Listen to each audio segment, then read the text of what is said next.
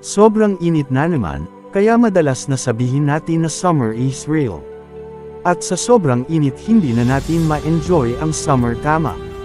But dapat natin malaman at maunawaan kung mainit dito sa mundo, ano pa kaya sa impyerno? Kakayanin kaya natin ang init doon? Kaya naman kung hindi natin nasusunod ang salita at kalooban ng Diyos, ay kinakailangan natin na sanayin ang ating sarili sa mainit na panahon dahil gaano nga ba kainit doon sa impyerno. Ito ang mga bagay na ating aalamin, ngayon ay titignan natin ang verses na nagsasabi patungkol sa impyerno.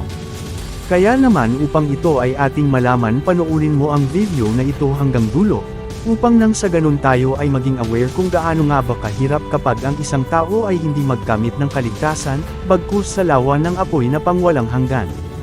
Una ay basahin natin ang Revelation chapter 19 verse 20, nabihag ang halimaw, gayon din ang huwad na propeta na gumawa ng mga kababalaghan sa harap ng halimaw upang dayain ang mga taong may tanda ng halimaw at sumamba sa larawan nito.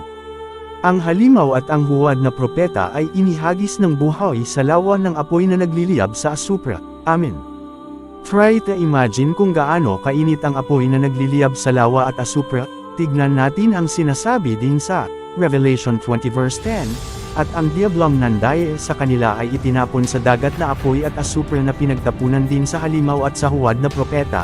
Magkakasama silang pahihirapan, araw at gabi, magpakailanman. Amen. Grabe, try to visualize kung gaano kainit na maitapon sa lawa ng apoy at asupra. Kung yung temperature natin na 44 degrees Celsius ay sobrang init na para sa tintama. Paano pa kaya sa lawa ng apoy at take note ito ay araw at gabi eternally. Gayon din naman basahin natin ang nasusulat sa Revelation chapter 20 verse 14, pagkatapos ay itinapon din sa lawa ng apoy ang kamatayan at ang daigdig ng mga patay. Ang lawa ng apoy ay ang pangalawang kamatayan, amin dito ay binanggit na itinapon din sa lawa ng apoy ang daigdig ng mga patay. Sino ba ang patay sa paningin ng Diyos? Ang mga taong walang salita ng Diyos at hindi nakakaunawa sa salita ng Diyos. At sinabi sa Revelation chapter 20 verse 15, itinapon sa lawa ng apoy ang sinumang hindi nakasulat ang pangalan sa aklat ng buhay. Amen. Dito ay binanggit na ang sinumang hindi nakasulat ang pangalan sa Book of Life ay kasama din na itatapon sa lawa ng apoy. Kaya naman kinakailangan natin na masiguro kung ang pangalan natin ay naisulat na nga ba sa aklat ng buhay, upang nang sa ganun tayo ay makasiguro na hindi tayo mapapabilang sa mga tao na itatapon sa lawa ng naglalagablab na apoy. Tignan pa natin ang sinasabi sa Revelation 21 verse 8, subalit malagim ang kasasapitan ng mga duwag, ng mga taksil, ng mga nagpapasesa sa kasuklam-suklam na kahalayan, ng mga mamamatay tao, ng mga nakikiapad, ng mga mangkukulam, ng mga sumasamba sa Diyos-Diyosan, at lahat ng mga sinungaling. Ang magiging bahagi nila ay sa lawa ng nagliliyab na asupra. Ito ang pangalawang kamatayan. At ano ang kahihinatnan ng mga hindi mapapabilang sa kaharian ng Diyos?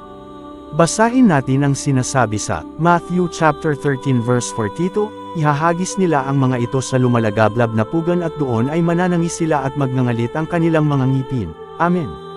At ang magiging parusa din sa mga tao, na matapos, matanggap ang salita ng Diyos at katotohanan at nagpapatuloy pa rin sa pagkakasala, ano ang sinasabi ng Biblia tungkol dito?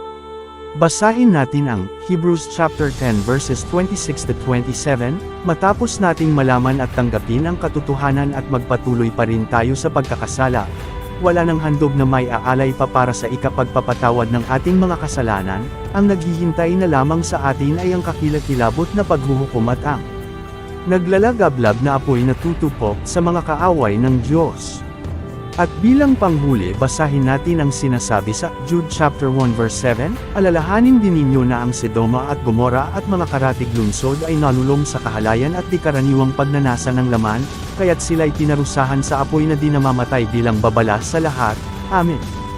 I hope and pray na naway maging warning and example sa atin ang tungkol sa bagay na ito. Paano nga ba makamtan ang kaligtasan? Sama-sama natin itong alamin gamit lamang ang salita ng Diyos. Once again we invited everyone for free online Bible study and theology for free. Thank you and God bless.